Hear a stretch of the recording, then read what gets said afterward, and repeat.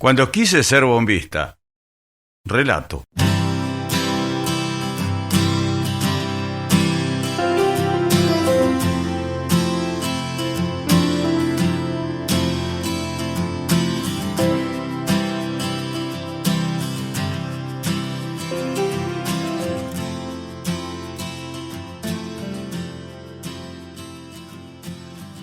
El año 1979 no dejaba de obrar sobre mi vida. Había regresado hacía unos meses de la ciudad de La Plata, donde durante todo el 78 había hecho un curso de técnico en sistema de inyección diésel. Sin resultados laborales por un tiempo en Chacabuco, mi ciudad. Había ido por la provincia de Corrientes en el primer mes del año haciendo una changa con un camión de Carlotto Nicolini a buscar a remolque a mi querido amigo Samuel Abeldaño, que había estado varado allá varios días con el motor del 1112 roto, también de Carlotto. Samuel me había presentado allá a Martín Méndez, un empresario de la ciudad de Mercedes Corrientes. Le dijo al tipo que yo era bombista y este se entusiasmó, ya que tenía él en un galpón de su casa un hermoso banco de pruebas para hacer reparaciones de bombas inyectoras de motores diésel. De hecho, me llevó a verlo. Me quiso contratar en el momento, ese mismo día, argumentando que debía dejar el camión allá y comenzar un proyecto inmediato. Samuel se reía y me pedía por favor que lo trajera para Chacabuco, a remolque, y después que me volviera. Algo totalmente sensato, y fue precisamente lo que hice. Volver, ordenar algunas cosas en casa con mis viejos, ya que en ese momento no tenía ningún compromiso de ninguna índole, con nadie. Pero sí con mis viejos, que casi siempre apoyaron mis proyectos. Todo se conversaba en la mesa familiar. Había que oír a papá y a mamá, por supuesto. Habiendo armado una mochila con ropa y unas mantas, un día de febrero partí hacia Mercedes Corrientes. Para ahorrar pasaje, me embarqué con mi amigo el Petizo Reyes en uno de los camiones tanques que Carlotto Nicolini tenía trabajando allá, para el mismo empresario que me contrató. El tipo tenía cadena de estaciones de servicio YPF en esa provincia y varios negocios en otros ramos. La ilusión se había hecho presente en mi corazón y, por supuesto, en mi familia. Una oportunidad de crecer y hacerme un buen futuro. Llegamos a esa estación de servicio donde el empresario tenía su base de operaciones llamada Arroyo Grande. Un gran potencial económico en esa extensa ciudad correntina. Varios equipos de camiones tanques. Movimiento de caminos de tierra con motoniveladoras. Representación de la cerveza Quilmes en la zona. También con un camión para tal abastecimiento, un Dodge 800 nuevito, que hacía Corrientes y Buenos Aires 2 veces por semana.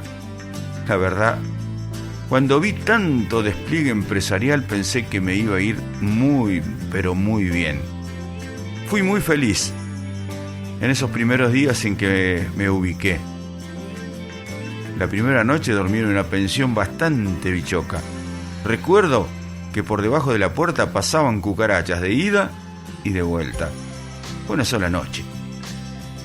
Porque al otro día el hombre me dio para dormir en un piso alto sobre la estación de servicio, donde se podía dormir máximo hasta las 8 de la mañana, porque cuando el sol calentaba las chapas, te hacías al espiedo.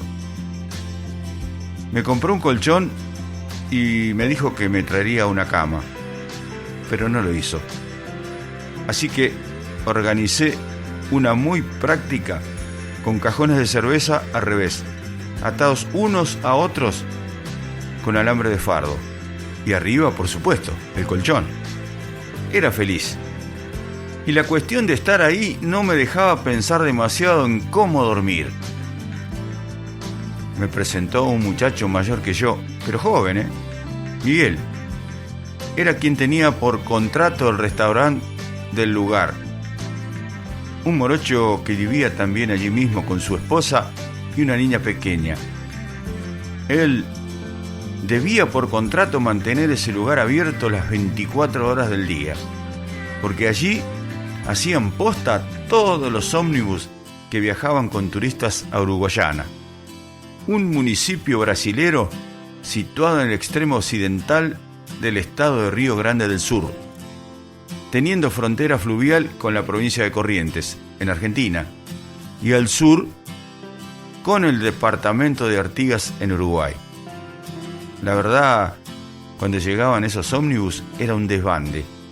Miguel y su mujer no daban abasto, atendiendo gente, las heladeras quedaban vacías e inmediatamente tenían que volver a cargarlas porque cada 3 o 4 horas llegaban 1 o 2 micros.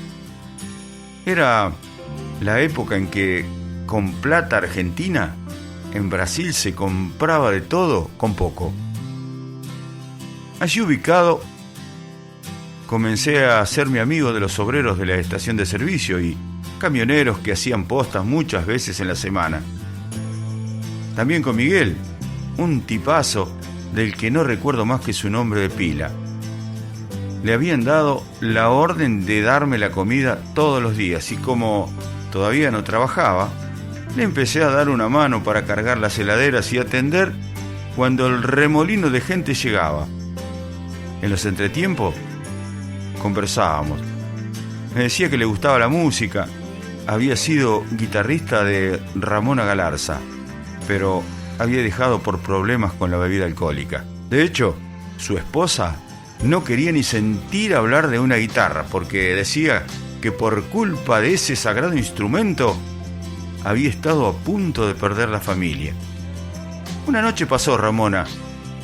Andaba de gira y paró a saludarlos y la conocí de cerca, a la novia del Paraná, como la apodaban.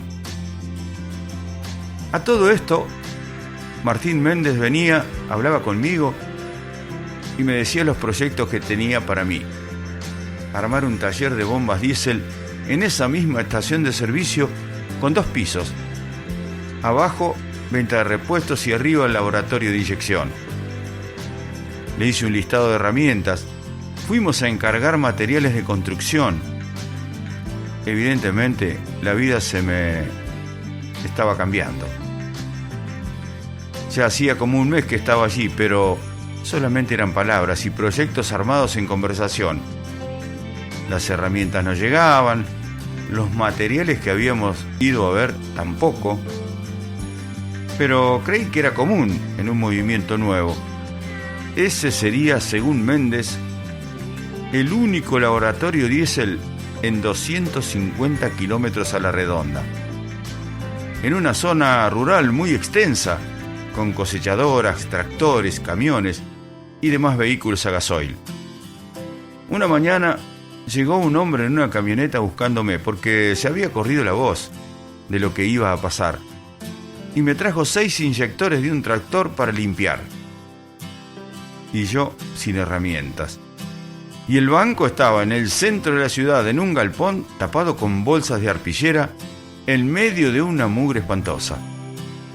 Como pude, conseguí un probador de inyectores que también había, y con una caja de herramientas que usaba el mecánico que hacía el mantenimiento de los camiones ahí. A ojo y sin tablas de calibración de ningún tipo, me arriesgué e hice los inyectores. Los limpié y calibré como pude. Otro día se le rompió la bomba al camioncito que usaban para repartir la cerveza, un Mercedes 608, que era de ellos. Y también me arriesgué. Pidieron los repuestos a Uruguayana y como pude lo reparé.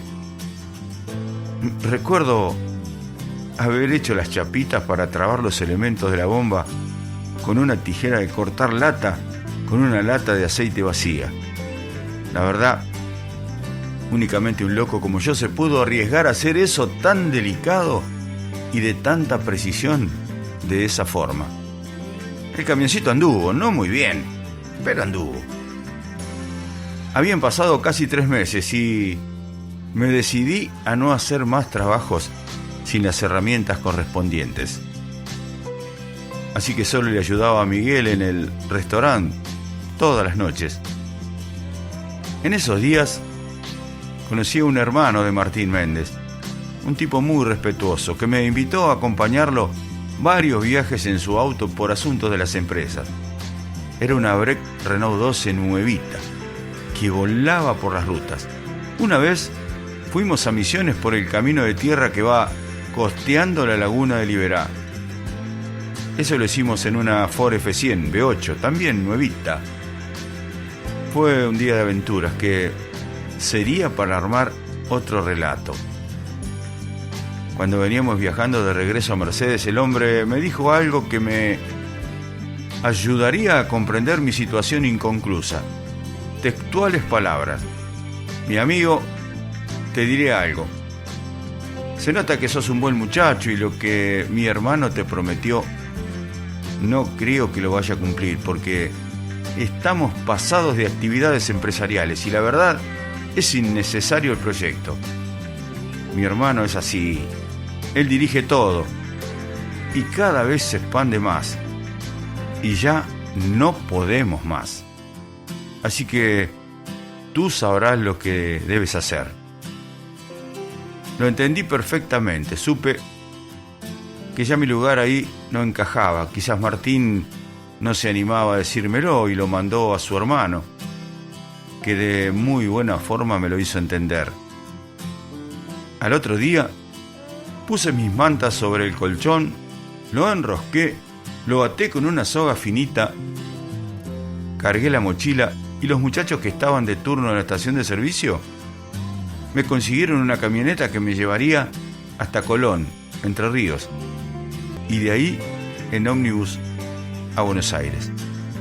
Me despedí de todos los que me ayudaron y quisieron durante casi 3 meses. Al otro día el ómnibus me bajó en el acceso norte y la ruta 197 a la 1 de la mañana. Un pibe con un colchón arrollado, una mochila y los sueños rotos, esperando un micro a Luján y luego de ahí otro a mi querido Chacabuco. Mi destino estaba marcado. Meses después volví a sentarme en los camiones para llegar 35 años después a jubilarme en uno de los oficios más sacrificados y hermosos, llamado camionero. Adalberto Zanardi. Hasta la próxima historia.